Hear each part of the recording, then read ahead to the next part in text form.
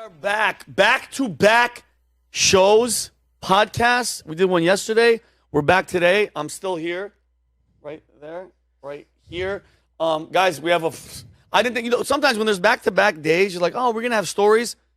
We haven't had a shortage of stories at all. Before we even start talking about them, I just want to go just show the wide shot. Humberto's here. David's back from Canada. Woo!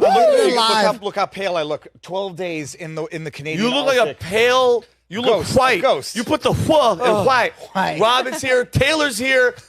She gave us some time. She's normally out there making hundreds of thousands of dollars. Kelly is on the ones and twos. Show Kelly. Then look at Nat. Show your face. Nat's her bodyguard today. There she is. But guys, we have a lot to talk about. By the way, so Dave, you just got back from Canada and you feel. Yeah. Are you happy? Coming back to Florida is it's a very welcoming, warm, sweet air. You get off the plane. I was saying, there's a collective insanity in Canada that I think is attributable to 6 months of darkness. I think there's an actual national depression or national clinical diagnosable thing. Like Alaska. That accounts for a mentality of a country. Yeah, it's no sunlight, it's seasonal depression. And then you have Justin Trudeau as your leader. I mean, you saw the video of the lady going up to him at a ski hill and telling him to get the F out. I love that. Makes my heart warm. Is when these people are approachable and touchable. Like I want to be like, hey, you like if and Jake knows this. If I ever see Alejandro Mayorkas in public, I'm gonna pray really fast because I know what I'm gonna do. Right, I'm gonna dig into that scumbag. But anyway, you pray in advance for forgiveness for what you're about to do. With Trudeau.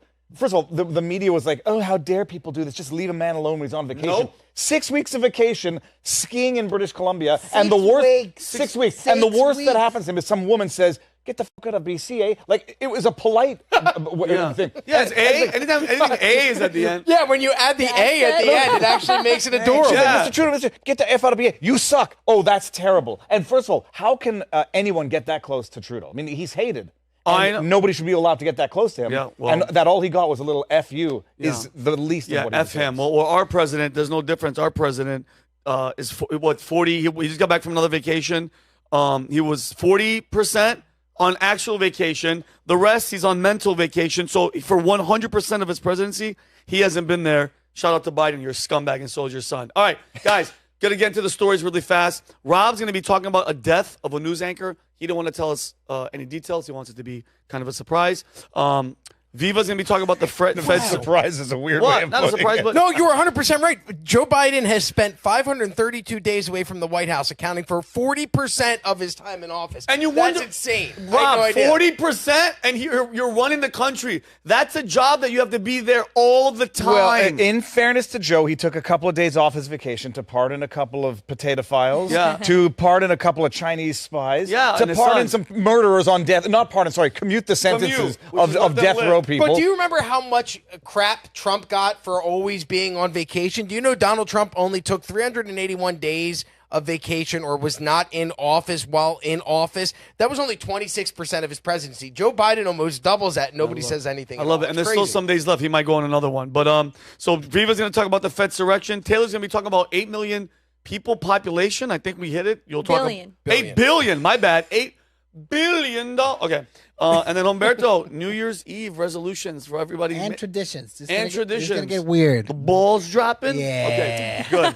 But, and guys, okay, before I get into my story, which is, and I'm going to warn you guys ahead of time, I'm going to be talking about a lot of sensitive stuff about the UK and a bunch of crazy stuff that's happened there.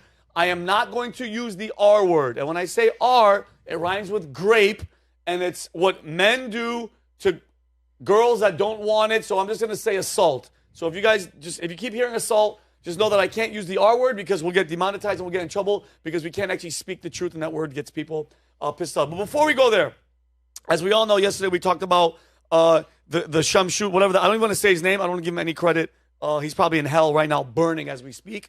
He drove through the New Orleans, killed 15 people. I don't know if innocent people, terrorists.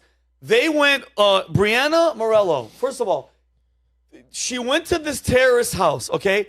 If I tell, for you guys that haven't seen it, if I tell you this looks like a scene in a movie where they told the set designer and everything, they said, hey guys, listen, this is the actor, the character is a terrorist. Make it look real terroristy, Muslim-y, scare the shit.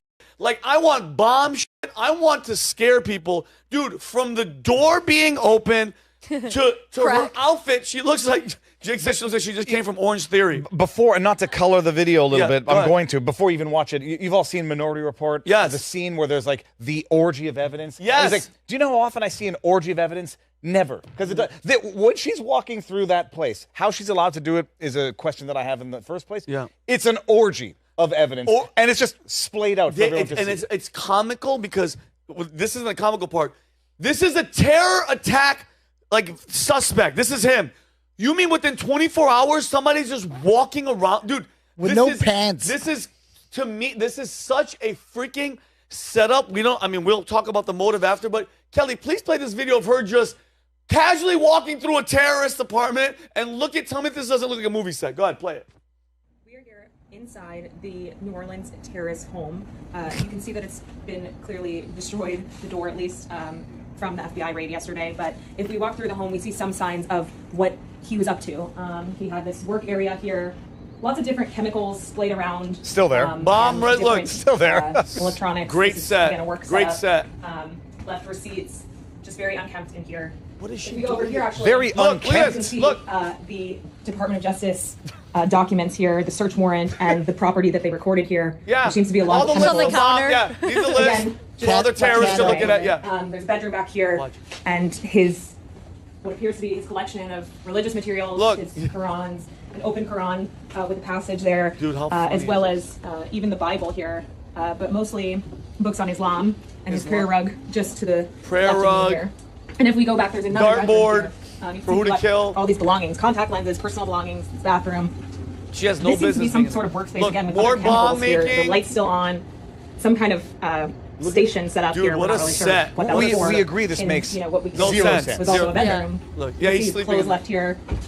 Yeah, the just a scarf. sign You that got to show the someone was Muslim here up scarf. until this last few moments. I And have he one of those for my he left characters. just before the New Year's holiday, saying he was done with his lease. It was up, and he was on his way to New Orleans, where he would live there. Didn't take any furniture because he said his new home would be furnished. That's all we know so far. By the way, the fact that, and you guys can look it up, it's for a month minimum. Nobody should be allowed to be in there. Nobody, dude. How the hell do you mean in less than a day they went through everything? That place should be cordoned off.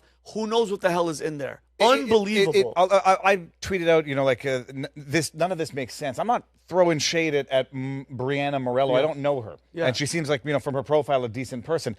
If she doesn't understand that that's not normal, that they've opened the door and let someone in. First of all, I wouldn't walk in there even if the door were open and they say go in, because the next day they could say, you just trespassed, burglarized, 1,000%. we're going to arrest you. Yeah. That looks as unnatural and falsified as the evidence that the FBI falsified when they splayed out Trump's classified folders on the ground, took a picture of it, and allowed the media to publish it. That is creating a narrative and using people as either useful idiots to propagate that message. Yeah. Or she's exposing herself, because if they decide tomorrow, we don't like what you exposed, now you go to jail. And she, by the way, because I'm pretty sure as a journalist, you get the phone call when she was at Orange Theory or doing squats at the gym. You get the phone call. It's like, hey, listen, you got the okay to go into the terrorist's house from New Orleans. She probably was like, well, let me put on my boots and let's go. Dude, that does, listen. And so for the people watching that are going to talk crap, there's some of you that are like, oh, what do you mean? That's not normal. That is not bomb working stations. The scarf. It's like, come on, bro. It's inconceivable, because there could be evidence of other people, DNA evidence. It's inconceivable, and it should enrage people. And if it's only been 24 hours, why isn't she wearing booties? Why isn't she wearing gloves? Exact- And why did they leave the door like that so other people could come in and take? No There's police still stuff line? no everywhere. police line. No. Kelly, You always see those police tape with caution. You ever see the Yeah, caution there's tape around? that's not there. Nothing. So either the woman broke all those protocols and broke in.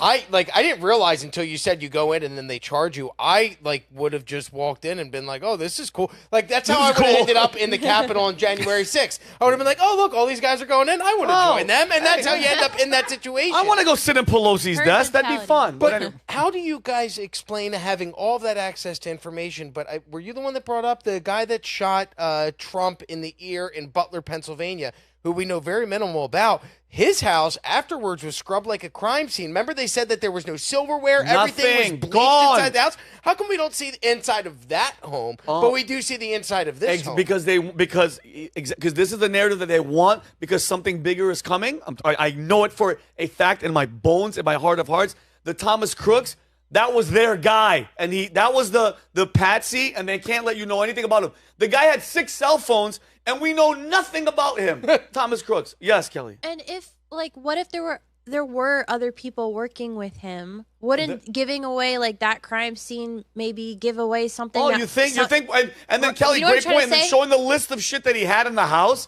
What do you? You can't chat GPT how to make a bomb, but you can watch the New York Post and we come in and show you the documents that show the ingredients. And for what it's worth, you remember when the state feds in New York came and raided the guy with the squirrel and the raccoon? They killed his house was more messed up when they were looking for a raccoon than this terrorist's house. So they kept it nice and clean. She says it's unkempt. That house kind of looks cleaner than mine. I know. Besides what's on the counter, because it's all laid out perfectly. Perfect. The floors are Stuff. clean. Yeah. It's like, oh, you just go here, take a look this way. That's horse. Could it be real? Could it be real? I think it's too. No, I think it is. I think it could be it is real. It could but be they're doing real. it for a reason. I mean, Hanukkah. I don't know. Happy Hanukkah, Kelly. Kelly just fixed some set design in the back. I've been all right. looking at that. All right, so guys, we're gonna get into it, and I can't wait to hear what you guys have to say. So I don't know if you guys have been following Elon, and I'm gonna get into Elon and everything, but apparently there's been a UK grooming scandal, and my people from England are gonna know exactly what's going on. It's one of the most shocking, controversial stories. I asked Humberto the other day what story I want to do. He goes, Vinny, this is a huge story. You're going to have to dig into it. And, bro, it is insane. This scandal involves vulnerable young girls, often from disadvantaged backgrounds. They were systematically exploited and abused by organized groups, predominantly consisting of Pakistani Muslim men, okay? The high-profile cases in towns like Rotherham, Rockdale, and Telford exposed systematic failures in law enforcement and social services, and authorities accused of turning a blind eye to avoid being called, guess what? Islamophobe. Racist. Yeah, exactly. Islamophobic, because these guys, and you guys saw the screen that Kelly had of all those guys, they all look like they're all could be kind of related. But anyway, and it's culturally insensitive. But guys, this is coming from a Middle Eastern.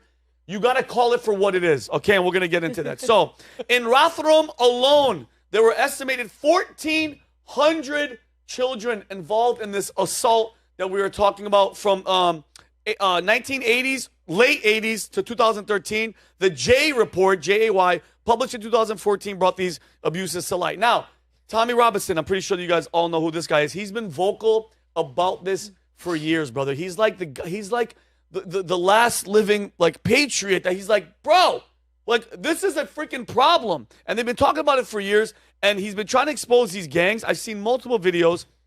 He was labeled, as they always do, as a far-right racist by mainstream media and political class for his efforts. He accused authorities of covering up the crimes and brought significant attention to the matter, and he gained widespread media coverage. I'm going to show you guys a video right now. This is of Tommy in 2011, and look at how horrible the media, obviously this is a mainstream media scumbag, I don't know who his name is, but he's talking about the issue, and look at just play it, Kelly. I can't even talk.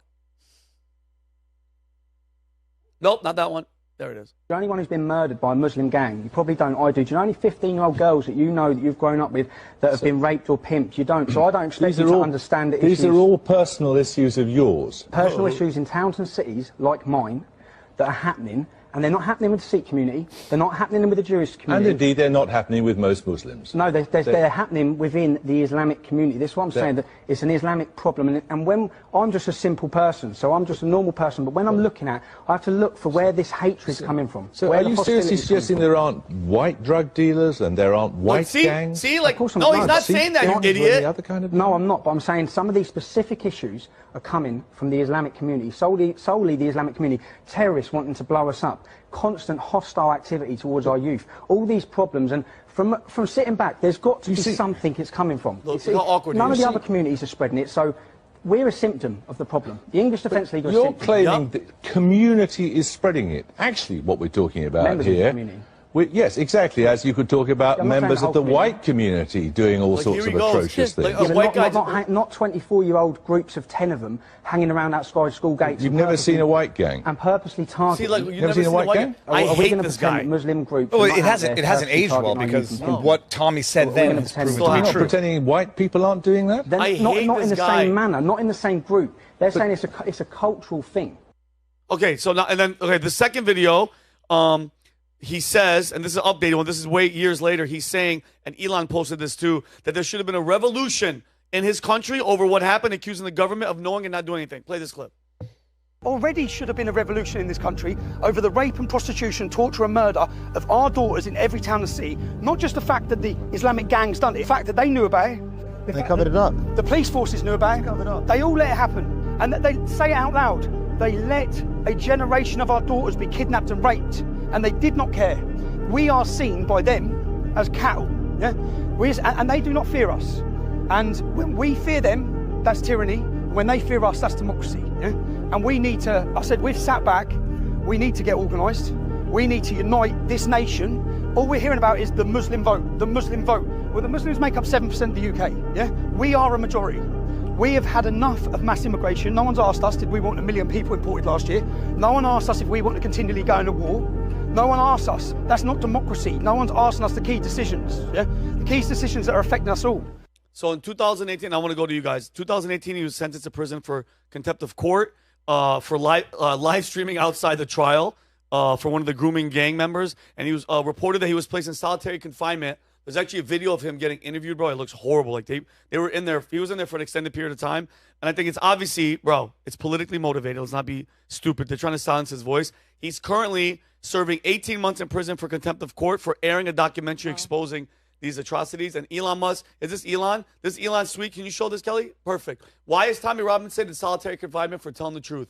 He should be freed, and all those who covered up his travesty should take his place in that cell. That's how Elon. So Elon's pointing out the failures. He's been addressing it. He called for him to be released, and then Kelly showed that, and then he reposted this. This is Elon reposted this from Carl Benjamin. Britain's first Pakistani Muslim peer from Rotherham was being convicted for sexually assaulting children.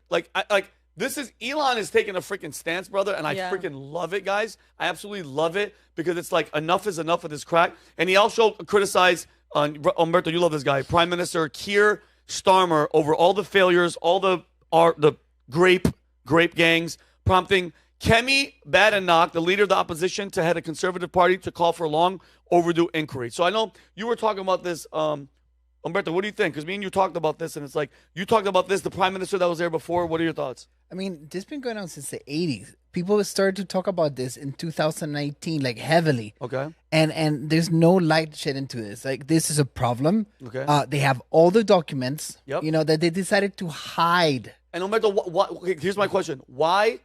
The other side. Why are you hiding this from the people? Because they're bad people. Keir Starmer, he's the icing on the cake. Like, he's part of the problem. Yeah. But this is a problem that drags decades, all right?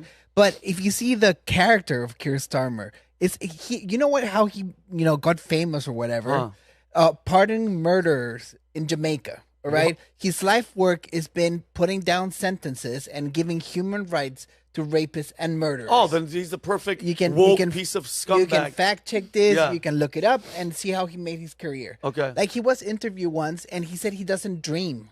He doesn't dream. He doesn't dream. He doesn't have any dreams, and he doesn't dream at night. He just goes to sleep. And he just wakes up and goes, "I'm releasing these people." That's it. I know, it's unbelievable. This has been going on for a long time, and I think people will understand what it was because it was referred to colloquially as the nice euphemism, grooming gangs. The British grooming gangs has been a story since 2010. 2011 when Tommy really started bringing it to light because it was a cousin of his, I think, who was one of the victims. Yes. When Tommy got sentenced to contempt, this is when I discovered Tommy back in 2018, 2017. He was found in contempt of court because there was a publication ban on the grooming gangs, and I'm using the word grooming, but it's sexual assault. We know gangs. what it is. Yeah, we know. There was a publication ban on it because they didn't want the names of the people. They didn't want the trial being broadcast because it would have highlighted it's either incompetence, corruption, or something much more nefarious where there were, rumorings or musings that members of, powerful people in the UK were partaking in these gangs, so they wanted to protect them. At the most sinister. At the less sinister, it's the result of terrible immigration policy because they were Pakistani Muslim gangs that were sexually assaulting young girls, thousands of them over decades. They had a publication ban on that trial. Tommy Robinson is on a public street, Yes. recording them as they go into court. He's like, what do you have to say? He was arrested, tried, convicted, and sentenced to 13 months in jail within 5 hours. This was in 2018. Wow. And 5 hours. And solitary confinement, and we don't have to show the video. He's shaking. For his own protection, they say, because they're sticking him in prisons that are disproportionately Muslim inmates. Yeah. And you know, there's a statistical overrepresentation of Muslim inmates in these prison cells. They're putting him there because they want him to get killed. Of course. But then putting him in solitary to psychologically torture him. But this has been going on for a very long time, and it's nice that Elon is now becoming aware of the situation. But it started. Sentenced to 13 months in 5 hours for contempt of court because he was recording on a public street defendants of grooming gangs. And now he's in for another. He's serving 18 months because he showed a documentary. The documentary called Silence about the Syrian boy who was allegedly waterboarded by a white nationalist racist kid. When in reality, the Syrian boy, according to the receipts in the documentary, had a history of assaulting girls, assaulting students, lying, brought a knife to school, stabbed a kid, and had threatened to sexually assault the sister of the kid who pinned him down and poured water on his face. Wow. Tommy put out a documentary, and now they put him in jail for contempt for repeating the defamatory statements that he was found liable for. And he's in solitary confinement. What do you think? Yeah, I mean, I think a few things. One, thank God for Elon Musk and like the platform that he has, that he's willing to take a stand and bring these things to light, because so many people wouldn't even know about it if it wasn't on Twitter, right? And so the fact that he is who he is and able to speak about it. Also, the anchor, the white man, there's nothing more that feeds your ego than being like, oh, well, as a white man, aren't there other white men that are doing this too? Shut up. Like, genuinely, like, it's so inauthentic, and it's just to feed his own ego that he's willing to go up against the bad guy, the white man who is himself. You know what I mean? And my question for this and why it's not brought to the attention, you talked about, Sinister, they actually are a part of it as well. These same people will be the ones that stand up there talking about women's rights and that you have to vote for women and protect women. So is it that they really don't believe in anything, or they're willing to, adapt and take any belief in order for people to like them? Like, I genuinely don't understand how people can just go from hiding this to defending and saying that they're pro-woman to this. Like, what is they're confused and they're lost souls, and that's what it is. And the fact that some, like you said, about some of them might be involved as well. If you're responsible for letting all these people in, and that happens, you better hide it. Because then you're the one at fault. Like, that's why when I'm so mad at Alejandro Mayorkas, and I mean, our problem isn't as bad. I mean, we have girls, Lake and Riley and all these people getting, raped and murdered around the country. People are like, nah, it's a one incident, it's a one-off. But you understand, it's the same stupid, intellectually dishonest argument. They say, oh, well, sure, illegals commit crime, but so do citizens. Well, unfortunately, citizens are citizens, and there's nothing we can do about that. Right. But when it comes to illegals and immigration policy that might be exacerbating a problem or creating a new one, there's damn well something you can do about it. It's the reason that this comes home for me is because you look at the immigration stats in the United Kingdom from last 25 years, 2000 to 2025. 9 to 10 million people have moved to the UK during this period. Approximately 728,000 of those are migrants. These are according to the numbers. But it represents 15 to 18% of an increase in population since 2000. Comparatively, here in the United States, the amount of immigration that's accounted for the U.S. population in that same time span, 20 to 22%. So we're not far off in the immigration statistics as the percentage of immigrants that live in these countries. We are only 4% ahead. So how long until you start seeing things like this start happening? Oh, Robbie, it's coming. It's here. The story, I'm sure you guys covered it, of the girls, 2 little girls crossing the border with a note that just had an address on it. Yeah. The human trafficking is already in America in by numbers that might make the British look tame by comparison. It's already here, and it's the result of horrible immigration, unchecked immigration, and you do question whether or not the government has any active role in the human trafficking that is in fact going on here. And you made a great point, because control the controllables. The controllables are who you allow in your country. The uncontrollables are some citizens are going to do shitty stuff, and of course you have to take care of them. But the controllables, don't let them into the country. Vinny, the thing is, and this is just math. Yeah. the UK is gone. Cooked. We've been saying this for a year. Like I brought last time I talked about this, I brought all the stats and the numbers. Yeah. Right now, it's 7% of the population. By 2032, I think it was going to be 20%. Oh my! And once you have a 20% of the population, you're running the show. You're running the show. Dude, that's what it is. Remember that guy that was like, "We're going to run. We're going to be the majority." Remember that guy? And Vinny, I always say it. Like the thing we should export is not democracy. It's our constitution. All right, because we are going to see more and more in more countries, especially Western countries, that democracy is going to turn that it had. Like last election, it was a tribal show. So it's my people, be it black, white, tall, short, Muslim, whatever. So the biggest tribal group is gonna get the election and it's gonna get things done. That's a wrap. And it's a wrap. And this, I want to show this last video. I saw this on X.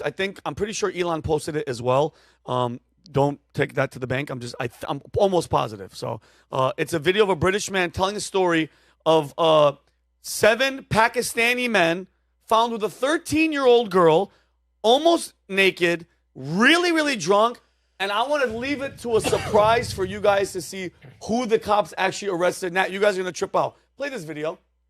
And at 2:30 in the morning, the next morning, a woman on the other side of Rotherham had picked up the phone and dialed 999 because she'd heard a young girl screaming in the house next door. Police had gone round to the house. They found this 13-year-old girl with another young girl. She was almost completely naked. She was blind drunk, and she was with 7 adult Pakistani men. She was drunk and leery. And South Yorkshire Police arrested the 13-year-old girl for being drunk and disorderly. What? They took her back God. to the station, put her in the cells, eventually charged her, and she was convicted. They didn't even question the men as to why they were in a house with a 13-year-old girl who was nearly naked in the early hours of the morning. Look, show Kelly's face. Show Kelly's face. That is exactly like, are you fucking kidding me? They arrested a 13-year-old because she was drunk and leery. And the parents would get arrested if anything. And B, what about the 7 men? 7 pockets. So that goes to the point of they can literally do whatever they. I mean, a lot of the guys were arrested because they have to. You got to at some point, especially if they're doing the R word and whatever. But I just wanted to. I had to bring this up. How bad things need to get to this point. Oh my so God. like this problem was you couldn't fix this problem 10 years ago. Yeah. When now this is a symptom of how bad the things got. Like, it's a wrap. There's no it's coming over. back. I think it's so shocking. I'm almost not skeptical. I don't believe anything I see. I want to go check the details on that because it's so shocking. To me, it's actually unbelievable. And that individual was an investigator or an investigative journalist. It makes no sense to me because equally in Britain you have like the images of a drunk guy and a drunk girl and they have sex. The girl was drunk, she couldn't consent, and therefore it could be sexual assault by the guy. I don't understand how that could happen. I'd like to know the details of that because it's so shocking and jaw dropping. You have to say there has to be something more. Well, to he that. said Rotherham is the place. Well, we'll do some research. I mean, when I saw that, I was like, it was so unbelievable. But after hearing everything that we heard and the cover up, it doesn't surprise me. All right. Can I say 2 things on that just real quick? Yeah, go ahead. Because 2 things on it, like you can really see how the culture and like the souls of the people based off the way they treat women and children, right? I mean, I think you said like they're done as far as the UK. You can just see, I mean, that goes to show where they're headed and where they're at. And 2, as a country, if we were to go back to just who should be in your country, kind of think of a business. Patrick always talks about if you're not aligned with the culture and what we're doing here and with the values and principles, you're going to be gone. Because instantly that person will cultivate and it'll spread. It's like a cancer. And then there's no turning back. Then that the culture's dead and the company goes over or goes under. It's the same thing in a country. And so once it hits the tipping point of no return, I don't know what you do from there. I mean, and I'm with you, H. It's over. There's nothing they can do about it. Hey, UK, sorry, but not sorry because your leaders suck. Anyway, moving on. Rob, rest in peace, Aaron Brown. Talk to us. Yes. On December 29th, at the age of 76 years old, renowned journalist from CNN. So, sorry, I had to say that part. Do we fault people who used to give news by just reading it off a teleprompter? Do we fault that? Because I feel like there's not as much evil in a Ron Burgundy as there is in, I don't know, Rachel Maddow. Willing purveyors of propaganda, even if they're just reading the line, are blameworthy, maybe not as much as the people who drafted the line, but they're participants nonetheless. Well, this is him, Aaron Brown. He is a longtime journalist, died at the age of 76, born November 10th of 1948 in Minneapolis, Minnesota, began his career in radio, made the transition to television, worked in Seattle for 15 years, joined ABC News in the early 1990s. Then he moved to CNN in July of 2001. And guess what day was the very first day that Aaron Brown ever broadcast for CNN? 9/11. Yeah, Rob's it's not my favorite. favorite day. It's 9/11? okay, it is my favorite day. Not like a way that I celebrate, but it's my most fascinating day. Yes, September 11th, 2001. Aaron Brown was reporting for nearly 17 hours for CNN, his first on-camera work for CNN. It's odd that if you start with a company in July and you're known for being a reporter, why do you not start for 2 months and 11 days? Why September 11th is your first day as a journalist? Think about it. If you got hired at Valuetainment, that's like us hiring you today, and then we don't put you on camera. Well, no, but he might have been under contract. It was the summer. Maybe he was on vacation. Maybe he says, look, I want to enjoy the summer, and so the I'll contract start. just ended on November 10th of 2001? Well, Rob, I'm curious as to what you think went down here. Well, this is why I bring it up, because you may not know Aaron Brown, but you may know his footage. This is Aaron Brown reporting on September 11th. This is approximately 20 minutes before the World Trade Center 7 building fell, in which Aaron Brown talks about World Trade Center 7 falling down or on the verge of falling down before it actually collapses. Can we play this clip, I remember please? this. Now I see where Rob is going. Information now that one of the other buildings, Building 7 in the World Trade Center complex, is on fire and has either collapsed or is collapsing. And I is collapsing you, or to be honest, has can see collapsed, these pictures but a it's little right bit more there. clearly than I. But building number 7, one of the buildings in this very large complex of buildings that is the Trade Center, there were, and that is the right way to put it, there were the 2 towers, but then there are a number of support buildings around it, retail spaces, restaurants, office space, garages. The trains come in from New Jersey, bringing commuters, taking commuters back, come into the complex. Now, that clip is very similar to another clip that has gone viral. This is the BBC. This is also 20 minutes before World Trade Center 7 falls. This is from the BBC, Jane Stanley, who is reporting that World Trade Center 7 has already fallen. This is if you don't know, World Trade Center 7 fell around 5:20 p.m. So this is around 5 p.m., the newscast, where she goes on the news and says before it fell that the building has fallen, even though you can see it in the background. Okay. On the latest building collapse in New York, you might have heard a few moments ago, was talking about the Salomon Brothers building collapsing. And indeed it has. It seems that this was not a result of a new attack. It was because the building had been weakened.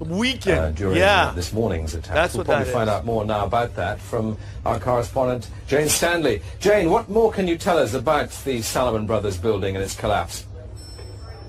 That's building 7 really behind what her. you already know. That's Details building are very, very sketchy. As you can see behind me, the Trade Center appears to be still burning. We see these huge clouds of smoke That's and Salomon ash. Brothers Look behind building. that, there's an empty piece of what was a very familiar New York skyline. A There's no symbol explanation of the for that. Financial prosperity Unless your of report this time city, is off. but, Well, let me just go see what was in the Salomon Brothers building. New York is still unable to take on board what has happened to them today.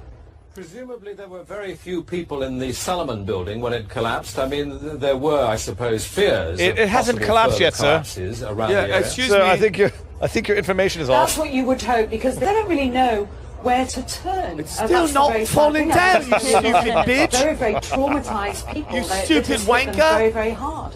Oh, this Jane, I think many of us, when we heard the news, perhaps on the radio earlier today, were completely flabbergasted by it. Oh, good and word. just So are we. couldn't comprehend So are we. it. I mean, it I was, think it we're good. almost All right, sounded- the point has been proven. By the way, you asked a very good question, sir. What is in World Trade Center 7? What was? Completed in Look, I don't want to get conspiratorial. Sure.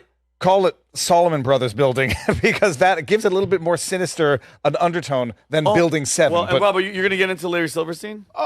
We could. I didn't have it on the docket, but yes. Well, because not to cut you off, because I mean, I want everybody to understand, guys. They're talking about an event that hasn't happened yet, but they have the report for it happening. But not just that. Put that C word and shove it up your you-know-what, because I hate when people are like, oh, you're one of those guys. That is proof that both of those reporters, 2 separate reports, were given the information to say, and it's still on fire, meaning you know it's going to fall down. But not just that, by the way.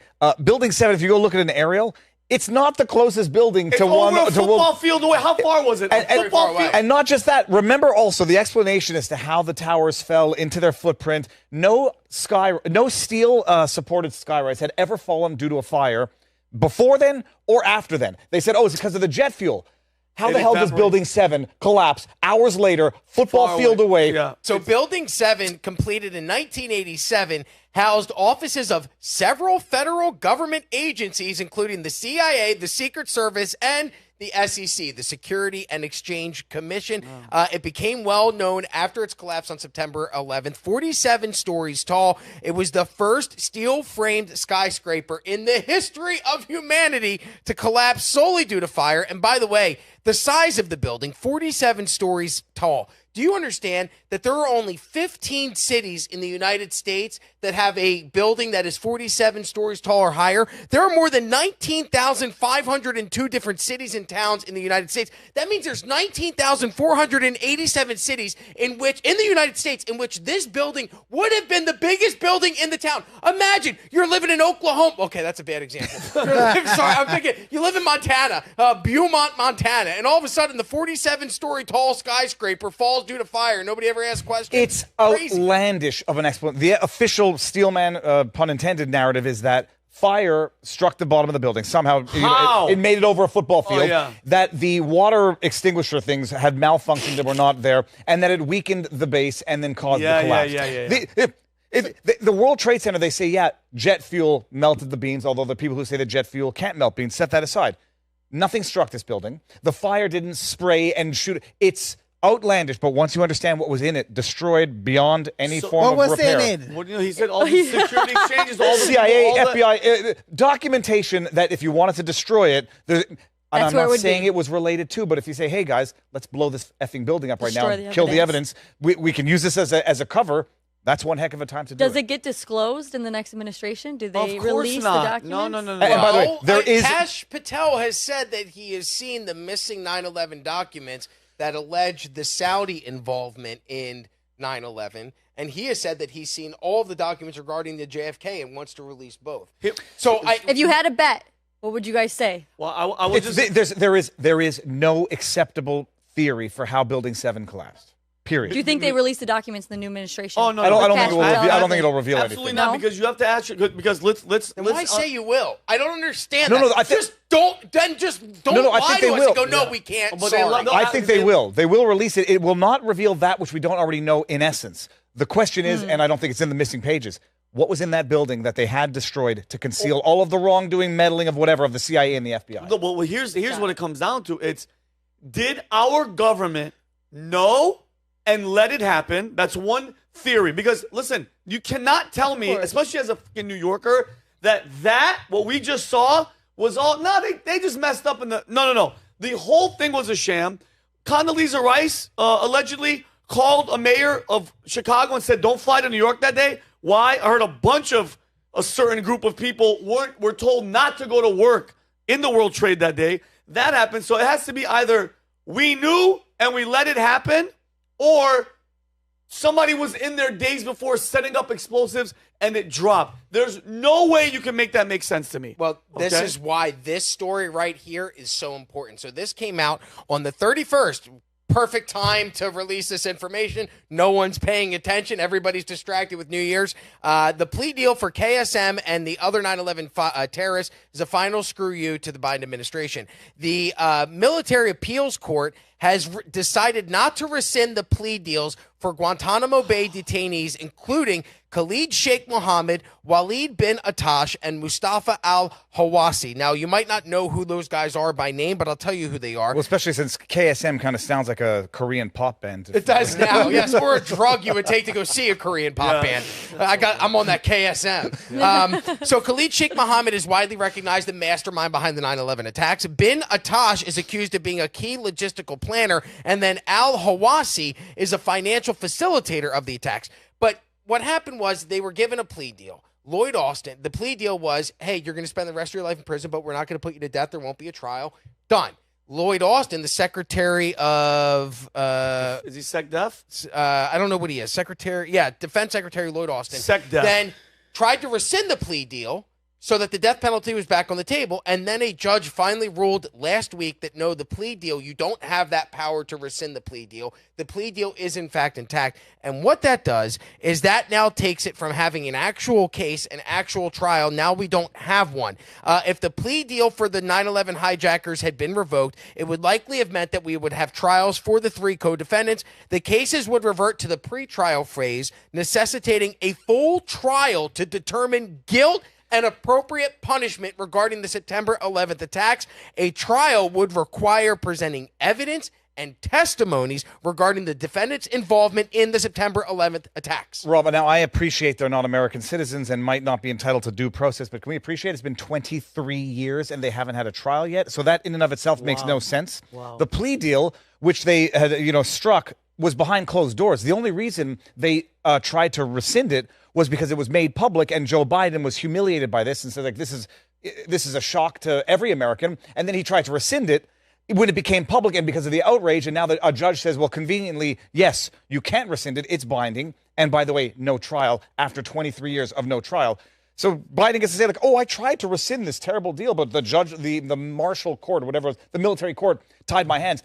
This is institutionalized corruption through and through. And it's so insulting to the families. Yep. Does anybody here know? Luckily, I don't know anybody that was killed in 9/11. I'm not related to anybody, so that's why it's such a weird fascination for me. Like, I get when you lose somebody in a tragedy and you become obsessed with that. I didn't know anybody that died in 9/11, but for some reason my mind's fixated on it. But you're from New York. I'm from New York. My uncle was downtown, right near my Uncle Charlie was downtown near it. Nobody, thank God, died. But you want to talk about a spit in the face? Those guys are going to stay alive. How much has it costed us to keep those pieces of shit alive this whole time, and then for the rest of their lives? I heard the number was like $3 million of keep. So we're paying for terrorists to live and breathe while 3,000. How much was it, Rob? 2,977 Americans. Almost 3,000 Americans, and do you think about the numbers of families that are ruined? And these scumbags are going to breathe air and get fed and get housed and protection from your tax dollars. When you factor in deaths from cancer from first responders, I mean, you're in the tens. You're in over 10,000. And so it's not only insulting to the families that they have to continue to live this travesty because they continually, the plea deal's on the table, the plea deal's off the table, the plea deal's back on the table. It's so insulting to these people, but what's even more insulting is what's been done to the first responders from 9/11 by our own federal government. So they may not have been complacent or complicit in 9/11 happening, but they are very much at fault for what is currently going on. This is from the New York Times. This is December 23rd. Money for 9/11 health care has been dropped from the New Year spending bill. Basically, what it did was Congress passed a federal budget that did not include additional funding for the World Trade Center health program, of which there's 120,000 responders and survivors who continue to seek medical care in the aftermath of 9/11. You remember Christy Todd Whitman was standing, she was the governor of New Jersey at the time. The air is clean. She was standing on the smoldering rubble, and she's telling people, no, you can come down here and you can help. And it was not clean. It was filled with asbestos, and these people got horrific cancers. And I'd like to show you a clip for all of the shit that we give the left. I think we always talk about who is the Joe Rogan of the left. The only person from the left that I really, really I have hope for in the future, and I've seen him do great things in the past, is Jon Stewart from The Daily Show. Jon Stewart has been one of the most vocal advocates for 9/11 first responders. And Kelly, if we could show this next video, this is from 2019, where Jon Stewart went on Capitol Hill in front of Congress during the House Judiciary Committee Subcommittee on Constitution, Civil Liberties, and Civil Rights. He was there to advocate for the reauthorization and full funding of the September 11th Victim Compensation Fund. And half of the House Judiciary Committee didn't bother to show up. And Jon Stewart calls him out for just being the complete bag of dicks that they are. Could we please play the tape, Kelly? Mr. Stewart. I want to thank Mr. Collins and Mr. Naylor for putting this together, but as I sit here today, I can't help but think what an incredible metaphor this room is for the entire process that getting health care and benefits for 9/11 first responders has come to. Behind me, a filled room of 9/11 first responders, and in front of me, a nearly empty Congress. Wow.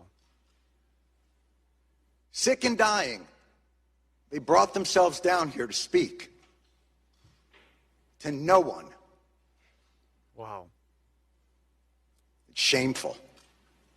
It's an embarrassment to the country, and it is a stain on this institution. Wow, shitting on them live. You should be ashamed of yourselves for those that aren't here, but you won't be. Because accountability doesn't appear to be something that occurs in this chamber. We don't want to be here. Lou doesn't want to be here. None of these people want to be here. But they are, and they're not here for themselves. They're here to continue fighting for what's right. Lou's going to go back for his 69th chemo. The great Ray Pfeiffer would come down here, his body riddled with cancer and pain, where he couldn't walk. And the disrespect shown to him and to the other lobbyists on this bill is utterly unacceptable. You know, I would be so angry at the latest injustice that's done to these men and women. And, you know, another business card thrown our way as a way of shooing us away, like children trick-or-treating, rather than the heroes that they are and will always be. Wow. And that's I mean, amazing. you got to think those guys that ran down to those towers, the people, the firefighters that you see the footage of running up. I mean, you've seen the photos of the firefighters going up the Twin Towers as people are coming down, and they're running up with hoses to try and put out fires to save lives. The ones that did make it out and did suffer health consequences from it, they don't even help them. It's disgraceful. And if something is not done, the funding for 9/11 first responders will end up being bankrupt by 2027. What was So the we're budget? 2 years away. What was the budget that they had for that? If you know offhand, I don't know offhand. I can just to illustrate, to highlight. You imagine the current U.S. government is funding the Ukrainian government, funding Ukrainian small business, paying all the politicians, and your 9/11 heroes are sitting here, literally dying and literally struggling for health for care. a race. They ask for a raise for doing nothing. The Ukrainian It's government. No, our disgusting. government asked for a raise. Well, They yeah, built it, recently, stuck it in the Yes. bill. Oh, yeah, no, They kept their race in the bill and they took their. That's incredible. And we spend trillions of dollars a year in taxes. I think they can allocate some money to those who saved Americans. It's like absolutely ridiculous. Because Zelensky needs new sweaters and cocaine. He has to keep. We have to keep sending them money. And between 30% and 70% of whatever they're financing doesn't make it to the front. I mean, it's an insult. I mean, it's an absolute insult. all those political people that weren't there, their seats should have been given up. Like they should have actually had to be held accountable. Jon Stewart is right. There is there no anything accountability. citizens can do? Can we chip in? I mean, you could do a GoFundMe, but I'm pretty Not sure a GoFundMe, a Give, Send, Go. We never Give, use Send, Go. I Go. apologize. I will never say that again. Yeah, I don't know It's if the numbers heartbreaking. are in there for how much funding it costs, It's all but good. any amount is enough that we should be covering it because the fact of the matter is these men and women are brave individuals. We didn't know what was going on at September 11th. Hindsight, yeah, we know that what happened. But at that point, you didn't know if the other buildings were collapsing. All the planes were grounded, but that didn't mean that the terror had been done for that day. And not knowing the risks of breathing in what they were breathing, they went down there to try and do what was right and save lives. And our own government cannot find the way to get them reimbursed for their medical care and at least cover this stuff so that these guys, how many chemo, 60 something? 69 different chemotherapies. And you can't help the guy out so he doesn't have to travel down to Capitol Hill and testify. What's amazing is that there's a history of the government using soldiers and using the military as a testing ground. it's for them to get up there and say the air is clean, it's okay to breathe the air, even if you're not a first responder. They knew it was a lie at the time, if only because they didn't know that they had no basis to say it. They said it. People would have come down regardless to help because heroes are heroes and they respond to it, the call when it comes. They lied, and then people get sick from their lies, and then they make them beg for their own survival later on in life. 24 years later. You know the cost of each chemotherapy is between $3,000 and $7,000. Multiply that by 60, not by 70. It's insane. And you have a former presidential candidate that was running, Kamala Harris, saying that we were going to pay for all the transgender surgeries in jails. That was a focus for them, but crickets when it comes to actually for those who. All right, guys, I'm going to move on to the next story. Yes. Humberto, I'm sorry. Viva. The great Fedsurrection. Speaking of government corruption, I don't know if everyone has heard the latest news. The latest news is, how long ago was January 6, 2021? Oh, I can tell you because I put the exact date out on Twitter this morning because I was really shocked by what came out yesterday. It has been 1,458 days since January 6th of 2021. It has been 4 years on Monday. 4 years. And one of the stories that people don't even know about is now the infamous pipe bombs of January 6th. Is everyone familiar with the pipe bombs? Yes. For those who aren't, because I only know a little bit, could you just give a little bit of information? I'll give as much of a backdrop as I can give on this, and my backdrop is thanks to the information provided by Darren J. Beatty of The Revolver, who did a multiple expose on this, Jack Posobiec, Dan Bongino, who have been talking about it from the beginning. It's a little-known fact that there were 2 pipe bombs placed, one outside the DNC and one sort of outside the RNC, but it was in the back alley near a dumpster or something. The one placed in front of the DNC, the Democrat National Committee headquarters, where Kamala Harris was allegedly placed 16 hours before it was discovered the night before, and it was allegedly, according to the FBI, an active or functional or potentially lethal pipe bomb. There were 2 pipe bombs placed the night before, allegedly. They were discovered, both of these pipe bombs, fortuitously within 15 minutes of each other on January 6th itself, 10 to 15 minutes before the breach of the Capitol or in proximity of the breach of the Capitol. Who found them? Good question. It was a random citizen for the RNC pipe bomb.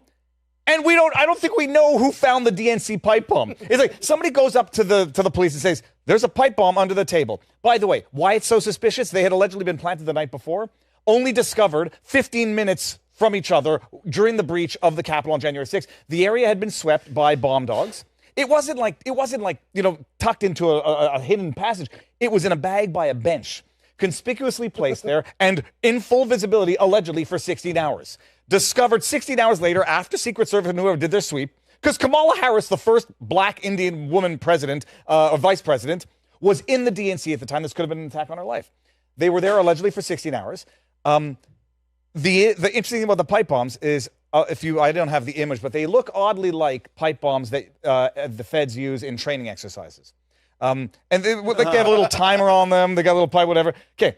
The interesting thing about the timer is it's a 1-hour timer. And so if they had been placed 16 hours prior and somehow... Is that it right there? Oh, yeah, that's the one that was found. Oh, it's a timer? Dude, that's like a comic. That's like the movie. No way! Dude, that's like swear the movie Naked Gun. Yes! Well, no, but first of all, from what Naked Gun Bomb. From what I've been explained... Is it a kitchen timer? It's a kitchen timer. Such a but this is what the FBI... It very much resembles what the FBI uses in training exercises. It's a 1-hour timer. So kind of useless if it was allegedly planted there 16 hours before. It's discovered by somebody who says, hey, cops, look at this. And there's a footage. I didn't want to bring it because it's 7 minutes long. Darren J. Beatty has it on Revolver. It's a 7-minute video after they have been notified, there's 2 police officers, that there's a bomb there. They do nothing for like a solid 5 minutes. Children walk by. They do nothing. These bombs, we don't know who planted them. For whatever the reason. We don't know who discovered the one outside the DNC. We know who discovered the one outside the RNC. And 4 years later, by the way, people watching are never going to have heard of this, and you're going to ask yourself, how is it that the day of the insurrection, we didn't hear about pipe bombs that could have killed the first black Indian female vice president? But go ahead. I just thought the joke there is like, Ketanji Brown Jackson won't be able to tell if she's a woman, but somehow can identify that she's black or Indian. But many of you are going to say, how the hell have we never heard of this? because it's the greatest cover-up and it's the greatest conspiracy of January 6th, which Why highlights... wouldn't they want to say, hey, guys, these people tried to bomb? Good question, Vinny. Yeah, There's no good answer for that. There is no good answer for why Kamala Harris, who wants to bilk, milk, and exploit and lie about January 6th as a white supremacist MAGA insurrection, overthrow democracy, there's no reason why they would not harp until the day is there was over. bombs. They tried there to was a bomb bomb. us. They tried to kill the first black Indian woman VP. Jamaican. But and why? Yeah, there's no Jamaican. She's not African American. She's Jamaican. So why wouldn't they? There's no good reason why they wouldn't, except if it would expose what is the underlying potential conspiracy behind all the of this. FBI probably let that guy's probably a Fed and left fingerprints like an idiot. Either a Fed, either part of the DC apparatus that wanted to have either a backup in case the insurrection didn't amount to the insurrection they needed, or one of the theories, I think it's a confidential human Chief Sund. Oh, Chief Sund. Chief Sund had a theory that it was intended to be discovered to distract the police force from the Capitol so they could then say, oh, they breached the Capitol because they were responding to the pipe bomb. Got it. But by that time, they had actually already breached the Capitol because they were let in through the doors and whatever. And so they didn't need that as a backup, and it got a little too messy, and so they just decided to conceal it. But where this all goes is 4 fucking years later, the FBI releases newly released footage to try to find the pipe bomb. Can we play this? Can we play this footage? Yeah, There's a bunch of issues with this. Now they want to try to find who this... what's his name's house in 24 hours. Exactly, Kelly. Yeah, Shamshud Al-Amin Hedda. Play this video because there's a bunch of interesting things about the surveillance footage. Oh, that's a typical Fed outfit. Go ahead. Watching previously unreleased video of the mysterious person who planted pipe bombs By the way, why is outside he, the like, offices so of the pixelated? Democratic and Republican national committees in Washington, D.C. a day before the January 6th riot at the U.S. Capitol. Hoodie, the face FBI mask. is releasing the footage and more information. Wearing in hopes shoes, of by the way, that are generating very new unique. You'll tips see in a for second. The pipe bomb investigation. Authorities previously offered a reward of up to $500,000 for information leading to the suspect's arrest and conviction. Also known as Investigators payroll. estimate the unidentified suspect to be about 5 feet Okay, listen to 7 this. inches The shoes. tall. The most distinctive part of the suspect's outfit are a pair of black and gray Nike Air Max Speed Turf shoes with a yellow logo. The FBI says fewer than 25,000 pairs of the same shoe were sold between August 2018 and January 2021. The pipe bombs were discovered about 17 hours after they were planted. Fortunately, nobody was hurt before the bombs were rendered safe, but the FBI says both devices could have been lethal. Could have been lethal. I mean, technically, if you hit someone over the head with it, it could be lethal. Because there's an argument as to whether or not they were inert or not operable. Because if they were, and then the police, after being notified there's 2 pipe bombs, let children walk in front of it, let Kamala Harris stand, they knew that they were not lethal. Interesting thing about that surveillance footage, you might ask, why is it that we're seeing this guy like pixelated taking steps? It's 1 frame per second. And so, Darren, this is Darren J. Beatty's research on this. This is not my knowledge, but it's mine now because I've taken it. Knowledge is the gift you can never take back. Yes. The lowest commercial grade surveillance video you get is something like, I don't know, 5-7 frames per second. The bit frame on that was either reduced, tinkered with, or whatever. We are to believe that in D.C., which has the most secure area on Earth, this is right outside the DNC, that the best they have is surveillance footage from 1980s Russia. Makes 0 sense. They got the guy's shoes. There's only been 25,000 pairs sold. You could pretty much identify each and every person who bought those shoes. If 25,000 in the nation, or within 25,000? No. I think it's within the nation. They said they're pretty exclusive. Within 3 years, and those look pretty. I mean, you can presume that those are pretty new. The bottom line to all of this is, it was a Fedsurrection. It was all one big plot, one big cover-up, and it's going to become unraveled. I don't know. I've been saying sooner than later for like 2 years now. But the question is, why on earth release this footage now of the pipe bomb? Previously unreleased, they had their January 6th committee, which we didn't get to see this evidence apparently, the day after the terrorist attack in New Orleans. Good question. I watch a video like that, and I don't say... I was just watching, the movie was called The Big Short. Great movie. Great movie. I love that And I movie. wrote down the line. I hadn't actually tweeted it. It's still on my drafts because I was on plane. The line in the movie where they're interviewing the agents or the brokers, and the guys are like, telling them everything they're doing. They're like giving mortgages to immigrants who can't. And he's like, why are they confessing? He said, they're not confessing, they're bragging. They're bragging. The FBI right now is not asking for help. They're bragging and they're intimidated. This is my personal view. They're reminding everybody, A, this is what we can do, and B, this is what some people, the people who hear dog whistles, might want to do. This is like a call to action to some extent. Hey, we're 2 days out of January 6th, 4th year anniversary. 2 weeks out of Trump's inauguration, the day after this terrorist attack in New Orleans. Let's release previously unreleased footage of the pipe bomber on January 6th from 4 years ago. Wow. It makes no sense except for what they're trying to say, which is not that they need help, because they don't need help for anything. They've got everyone's phone records. Yep. They've tapped everything. They know everything. Yep. This is something more sinister. This is either bragging or dog whistling.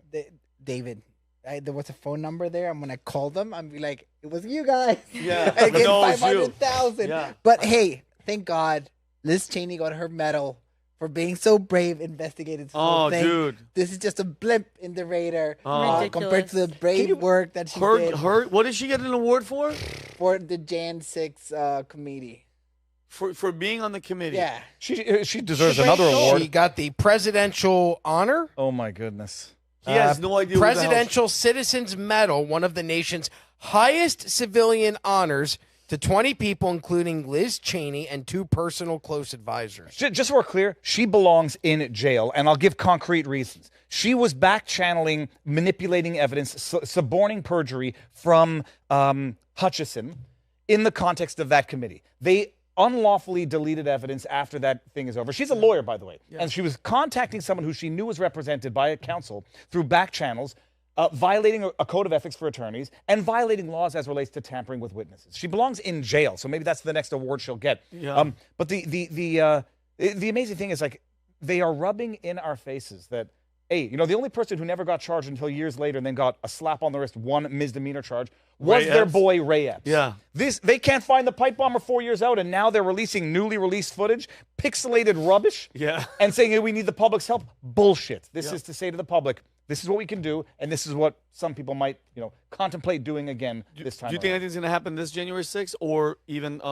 inauguration? So I don't know. I mean, are they going to not put up bollards to prevent vehicular traffic from Oh my God. approaching? Did Who you the see hell that? knows? Yeah, Did you see Ann Kirkpatrick, the police chief in New Orleans? She's like, oh, yeah, we put those barriers up, and they go, well, where are they? She goes, I actually don't know because we never even used them. Like, what the fuck? Oh, no, look, if this woman, she was in front of, like, yellow block. Ann these are the Kirkpatrick. temporary ones. Oh, well, we've had these the whole time. Yeah, but why didn't you fucking put them up the Yeah, other day? she has no- Oh, well, because, you know. I don't even know what they are. It's Well, you know, she hit 2 people with her car in August.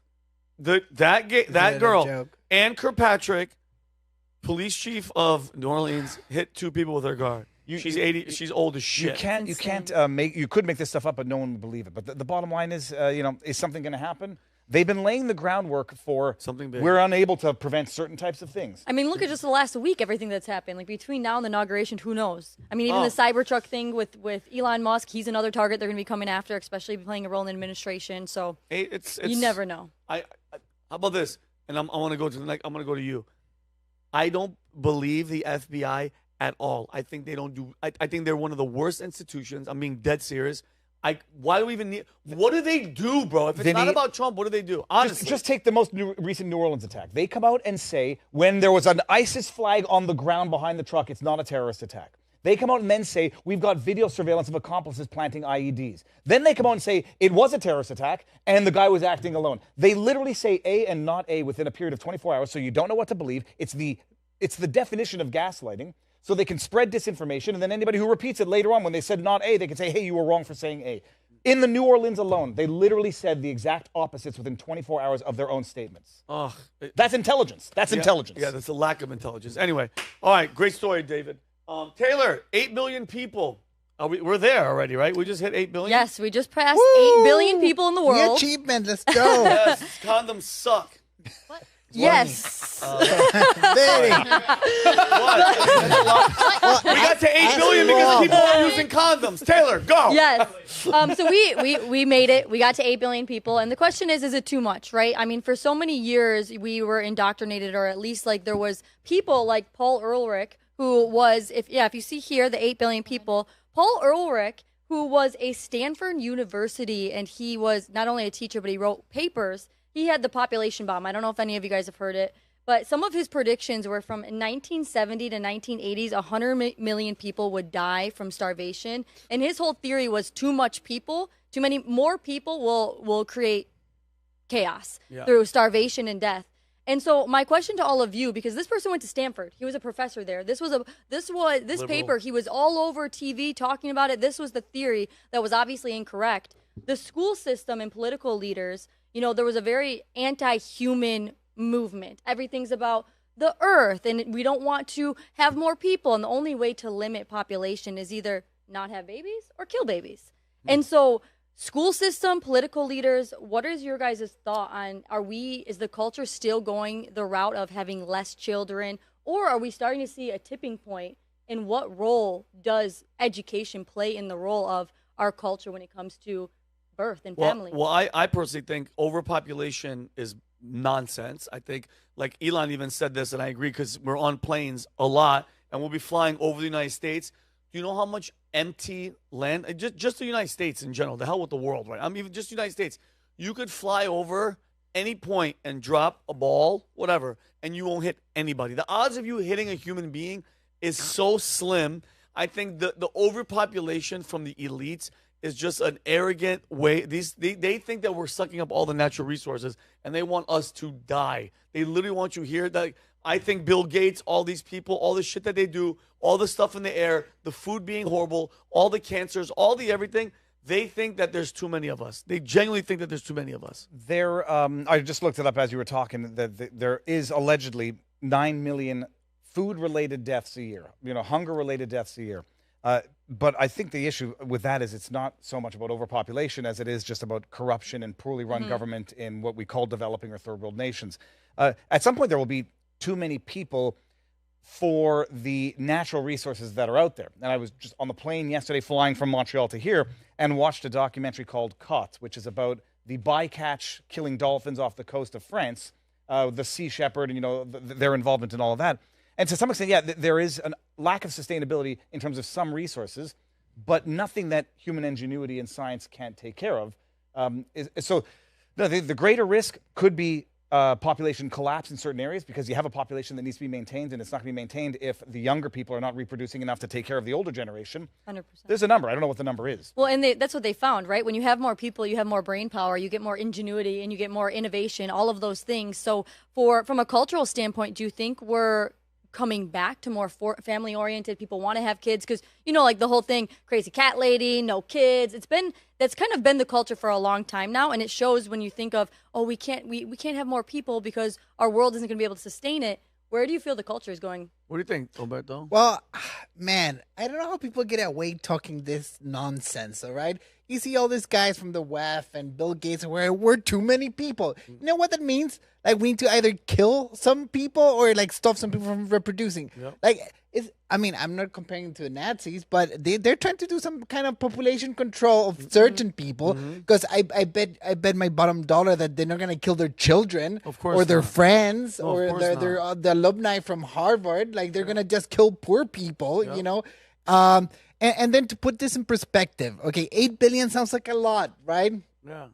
How much space do you think 8 billion will take, like, shoulder to shoulder? Shoulder to shoulder where? In the United States? Anywhere. I don't know where you want to put them. 8 billion people? How many do we have here? How many? Packed like sardines. What size of land? Like like half America? No, not even close. It's going to be like Delaware. Oh, one state? I think they would fit in one state. When we were 5 billion, because this was the comparison, it was about the size of New York. All right. What? That's small. New York City or New York State? New York City. Oh, and you're talking about just like lined up? Listen, yeah, like sardines. And no, shoulder to shoulder packed. Yeah. And now, if we grab the 8 billion people and put them shoulder to shoulder, I don't know if anyone knows what Cyprus is. Cyprus? Like, it's an island in Europe. Small. Yeah, it's a small island in Europe. You could fit the whole world population shoulder to shoulder there. All right. So I think I might be wrong on this. You can fact check my math. I think you could fit with the same density as New York City. You can fit the whole world population in Texas. All right. Wow. Like, people, like, I traveled the world and I drove a lot around weird places, Morocco and Chile. Area 51. Area 51 and whatever. But a few times, it happened that I've been driving for a whole day and I didn't see another human being. Yeah. I drove from Austin to New Mexico to Albuquerque, and it took 8 hours to get out of the state of Texas. The issue is not the population per se, but the waste, the strain on natural resources. But it's like humans will die on this planet if they don't leave this planet. And I think Elon sort of has that long-term vision. When the sun goes nova or whatever and wipes out the Earth, any trace of human existence will cease to exist. And so we're doomed to die on this planet if we don't escape it. And so you don't do that by shrinking a population. But you talk about the Nazi-era stuff. They sterilize children in Africa with their vaccines. They experiment on people. They may have had contributed to this dip in the population, which we're going to see right now, to this population collapse in certain areas.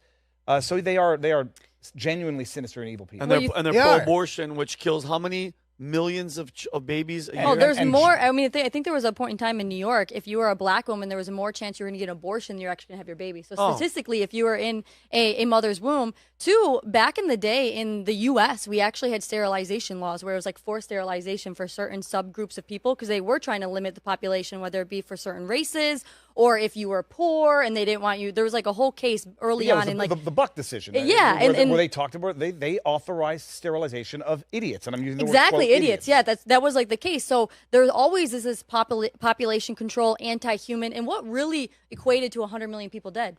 Communism. The thing that the same people will then try to bring in the education system to say like, hey, this is actually what's going to make you free and what's going to make you better is the exact same philosophy that killed 100 million people. Well, and it's not too far from the number. Vinny, you asked the question, how many people are killed by abortions each year? It's 73 million. 73 million babies. 73 million babies a killed year. A year global. And in the United States, 1 million babies. A million babies. Wow. That is a lot of people. That's a lot of human beings, bro. Because there's only two ways to prevent. Either you don't have them or you kill them. And at the end of the day, like, we all are going to die. You know what I mean? Stop trying to play God. The interesting thing is the demographic shift, where you talk about natural selection and the party that promotes abortion, the party that promotes gender-affirming care, which is nothing more than child genital mutilation, sterilization. There will be a natural selection there, and there will be a natural growth of the conservative religious demographic. The biggest issue for me is the Western societies, Canada, America, promote these policies. Birth control is one thing, abortion is another, euthanasia is another, sterilization of children is another, and then they say, oh, the population's not growing, so we need to import our population replacement from wherever, and lo and behold, when you import whatever, you're going to import whatever problems are associated with whatever you're importing. And this is not, bless your sweet soul, this is not specific to any one demographic. You import, a ton of Russian population into America, you're going to import whatever local problems exist there. So they're using this population lack of growth, at least in Western societies, to justify bringing in and replacing the local population with foreign populations, which do not have this problem of not reproducing. Well, you know what tyranny hates? They hate, competition. All right? They don't hate the lower level of society. They don't hate the destitute, the criminals. They don't hate their friends, obviously. But they hate citizens that could eventually take their spot. So they're getting rid of citizens that have an education, have a chance of competing against them for power, competing against them for wealth. But these people that are on the bottom tier of society that they're importing, they're all for it, because they're indentured servants. That's what it is. Yeah, it's pretty incredible. And when you kind of said the birth control aspect of it as well, you were talking about how like a lot of times people of power, they'll share something and then they find out it's not true. I mean, I can only imagine, I think we're going to find out eventually the harm that it's done because when I went to school, every girl was on birth control. I was probably the only one of my friends that wasn't because I'm like, taking it and changing your body, and they'll just say, no, it's fine, you can do it, it'll regulate you. I can only imagine what's going to happen to that. In a few years we're going to look back and be like, birth control has been around for, I say, a sufficiently long period of time where I think, Charlie Kirk goes into the psychological impact. Joe Rogan was talking about it, how it makes women attracted to different types of men. And when they come off birth control, they may no longer be attracted to the person that they're with. And if they get married. No way. Oh, yeah. What's amazing. Well, my best friend Tayler is getting, hey, good luck on your dick surgery, Tayler. Don't do it, Tyler. Today because he wants to get his wife off of birth control. And it's a very noble effort on his part to be able to go and do that. But I can't imagine because Rob, we're at 10 for women without birth control. Well, which way did it go? I forget. Whoever remember this? Was it a woman was attracted to when she's on the pill is attracted to more effeminate men, and then when she comes off the pill is that makes sense. He's a total puss, so that is why she's attracted to him. That totally makes sense. But I can't imagine the actual hormones that it when we use protection. We're just using a device that we put on our device. But for females, you're literally changing their anatomy and their hormones. I can't imagine. And so the idea that women put that into their bodies, like that's why I applauded him for doing it. I go, that's a good move. That's the bold move to do as a man. Hey, instead of my wife having to take these chemicals to change her body, I'll change mine so she doesn't have to go through that every month. And you brought up, I'm sorry, not to cut you off. You brought up I know it sucked. You brought up the word hormone. Do you know how to make a hormone? You don't pay her. The version Kelly.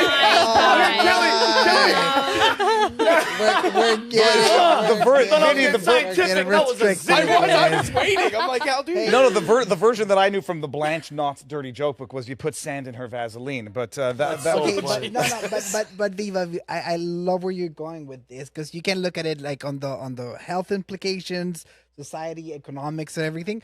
But I think the biggest turning point of what in Western civilization, like if I could pinpoint one of the biggest turning points, it was when anti-contraceptive drugs were invented, because that changed the power structure of society. Like men and women were equally in control, and then you gave them a superpower to be absolutely in control of one thing. Careers started getting longer. They joined the workforce. Voting and everything, like it changed a lot of things, and the impacts of having birth control, we still haven't seen the end of it yet, and it's probably one of the worst inventions in mankind. It's funny. I never actually fully thought about the women's liberation movement correlating with birth control, the hippies sex movement of the 60s, which I think correlated with birth control as well.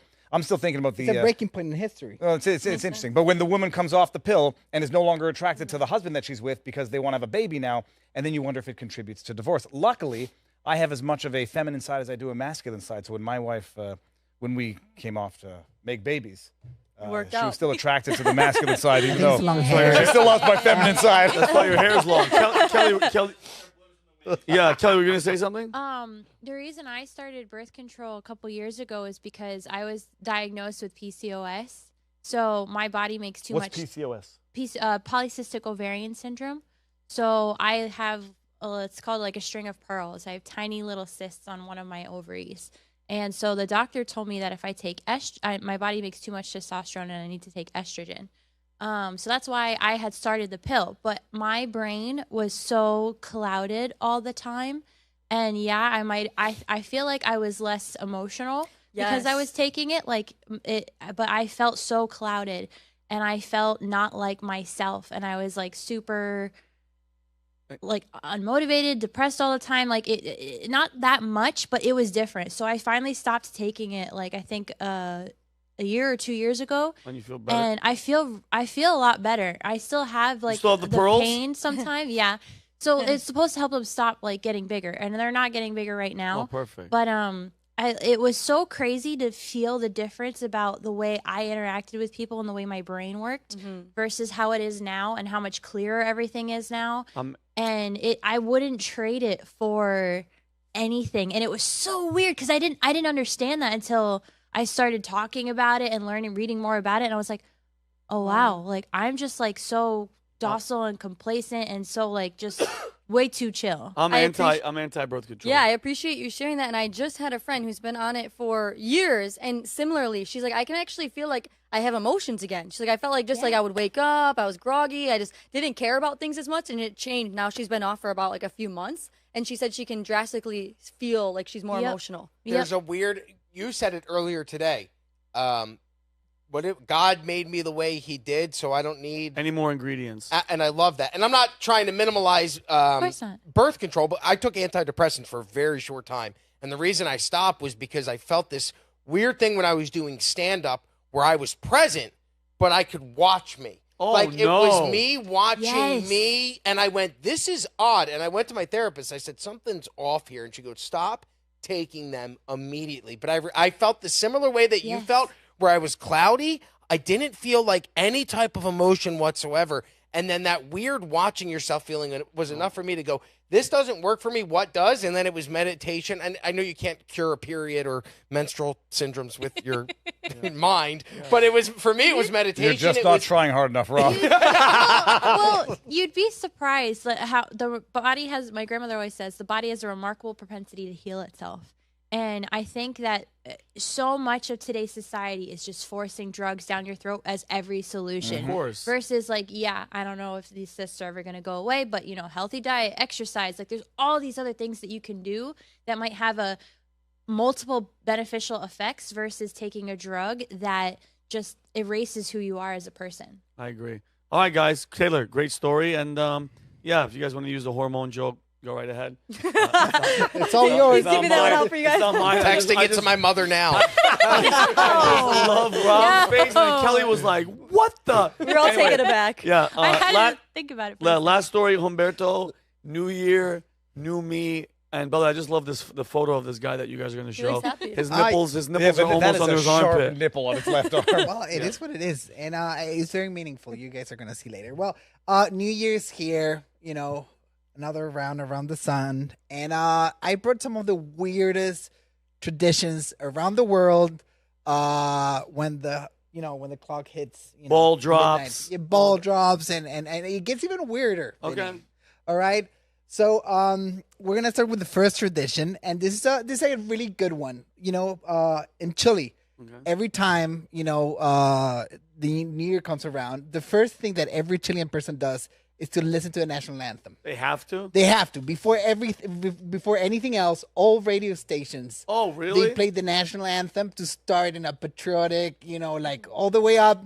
So you start with the national anthem. What time? What time? Early? Yeah, I mean at 12. Oh, at the New Year. Yeah, at the New Year, everyone listens to the national anthem, and then they get on with the party. That's so fun. And if people can't read music or sheet music, that is at 110 beats per second. Beats per minute. So that's like. Can you guys go back to that? I'm going to sing it. Humberto, follow along. It sounds very German. And can you sing a little bit of it? No, I'm not going to. Himno Nacional de Chile. Come on. I will be embarrassed and probably be executed if I get it wrong. I'm sorry. For the sake of him, all right, let's go to the next tradition. This is a really funny one. We have two beautiful Colombian girls that work with us, and I talked to them to double check that this was true information.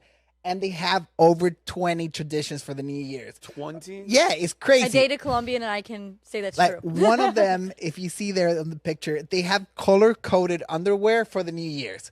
All right, what? So yeah, but look out! Are these huge women? XL? Well, how big are these underwear? There's a picture found. It's very and rare. they mean different things. They mean different but things. What does the yellow mean? The yellow is money. Wow. So yellow is money. Yellow is red money. Is love. So you wear yellow underwear to bring money into your life. What color is the currency in? No, it's because of gold. I don't know. I don't He make doesn't the know. He rules. doesn't make I'm the rules. not Colombian either. See, I'm thinking yellow underwear. So I'm only thinking I was themselves. I was asking Alejandra if this was true, and she was like, "Yeah, yellow is some money. Red if you want a boyfriend." And she was like, "Oh, but I was wearing black that night." So I don't know what that means. I was like, someone's gonna die, Then another one that they have is grabbing an empty suitcase and going around the block if you want to travel. So if you guys want to try it out next year, if you want to travel around the world, just grab an empty suitcase and go around the block with your suitcase. Cool, very cool. That is one. The girl on the right's body is ridiculous. I can't even see it. Oh my God. What? I'm just saying, her body, I was waiting for it. I was waiting for it. Yeah, her body is nice. They're all AI. I make them. These are AI girls. I made them. I made them. Are they? Yeah, No. I created them. They're AI. Oh, you created I them. feel like godlike. I love You got lazy on the one on the left. All right, Whatever. yeah, it is. Vincent. He did. She's not even real. She's not even beautiful. real. That's not a woman. Oh my God. Next. All right, Are they real? No, they're not real. These aren't real either. I would They're hook not up with real both either. of them. What are you I also kidding made me? them. You know how hard it was to prompt them? Like, I want a Filipino woman wearing a polka. We interviewed the girl at Amfest on the right, I think. Is that hers? No, it's not her. No, so apparently in the Philippines, you need to wear polka dots for good luck. Oh, really? Yeah. Oh, cool. This is weird. Let's go to the next one. Go ahead. Danish people, all right? Break glass. They keep no. Look at this, guys. They keep their broken, glassware or dinerware, and then during the New Year's they throw broken glass and plates at each other for good luck. What the hell's wrong with these people? The Danish, They're Danish. They get good pastries. They great pastries. Oh, amazing. It is the only thing they do. Interesting language. Yeah. Very interesting language. Yeah. Let's go to the next one. Oh, I did that. You did this? I did. Yes, I did it. I did it too. Well, what is this? This is an old Spanish tradition that you eat a single grape for every month of the year. And you make a wish. They're actually natural diuretics, so you're going to be pooping by 12:05. So Can you pull that picture up and just zoom in on the kid's hand in the blue sweater next to the red kid? Oh, yeah, she's got like 12 fingers. Just want to see what's going on here. What the hell is up with that? 1, 2, 3, 4. Oh, my goodness. That kid is weird. All right. I mean, come on, guys. Give me a break. Sorry. They're really weird traditions. So the one that I heard about was that you had to eat the 12 grapes under a table and that you also had to wear red lace. Okay, let me explain something to you. That's what me and my girlfriend Jake is cool with that. I did the grapes in wishes. Oh. All right. What else, Humberto? What else? We have, it gets even weirder from here. What Greece, the hell is that? Greece. The coin thing, the coin bread. So they will bake lead poisoning. No, they will bake a cake and put a coin inside the thing. All right. Okay. So you will cut the slices, and then whoever gets a coin gets super lucky that year. Yeah, lucky with or choke. or silver. I'm looking to see how many people in Greece choke to death on this I do that. tradition. Do you guys ever hear the joke? It was on Grumpy Old Men. Have you guys ever heard that? No. One of the daughter of the girl, Kevin Pollak's girlfriend, swallows a quarter, and the parents flip out, and the old guy goes, "It's okay. Kids swallow quarters all the time. It's normal. But if the next time she shits and 2 dimes and a nickel come out, then you gotta worry." Well, there's another weird Greek tradition. They do it here in Florida, Tarpon Springs. It's a 105-year-old tradition. They do it January 6th of every year. Young boys and men they throw a cross into the water in this place called Tarpon Springs, Florida, and then whoever dives down and grabs the cross gets luck for the year. They've been doing it. It brings in 15,000 people to the area every January 6th. I kind of want to do it now. Does anyone die during that thing? There's one that's with lentils. You put lentils in your bag or your wallet, and it means you'll make money. Oh, yeah. The Colombians told me about that. Yep. So now I'm going to have to rapid fire. This is another weird one. Obviously, Japan needs to be here. They ring this bell, not any other bell, 108 times. 108? Why? And how many people here at 5? Times. Like, this is Japan's huge. Yeah, I don't make the rules. Yeah. If I may, I just have to add this one. When I was looking up how many people choked to death in Greece, I came across an article from Japan. It says 4 women choked to death as New Year's rice cakes as deadly trend continues in Japan. And the women who died were in their 80s. There's some trend where you eat rice cakes, and I guess they were a little too sticky rice cakes. No. Well, first of all, what the hell is going on over here? What's going why on is his here? hand on his crotch? No, look, I had to bring it up. This is the Norwegian who are the worst. They're probably in bed by 12, and they don't do anything for freaking New Year's. I just had to show them because I hate Norway. Why is his hand on the guy's crotch? I don't know. That's Norwegians for you. They don't do anything. They're sleeping already. Or they're very tired from a threesome. It's the New Year's Eve threesome. I think tired from a threesome. But F Norway, I don't like them. I don't want nothing hate Norway. I hate Norway. And that's it. I don't think we're going to have enough time, but I brought some things about the New Year resolutions. Well, what's this one? What's the first thing that people want to do? Improve fitness. Improve fitness. Then finance. Improve their What's money. on the last one? Perform better at work. People on. are like, yeah. What ass? Who's counting? Okay, let's go for the next stat. Have more sex was not on that list, or am I going crazy? Wait. Make more time for love. That could be sex. Which one? Make more time for loved ones? No. Meditate. Drink less alcohol. Learn a new skill? Learn. Wow, drink.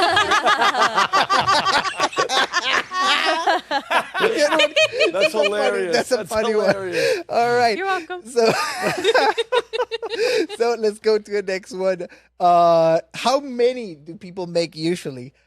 Usually people make 3 New Year's resolutions. 3? Yeah, 3's a great number. If you're gonna do things, do it in 3. If you can't do one thing though, and stick to it. I have like 10. I had one.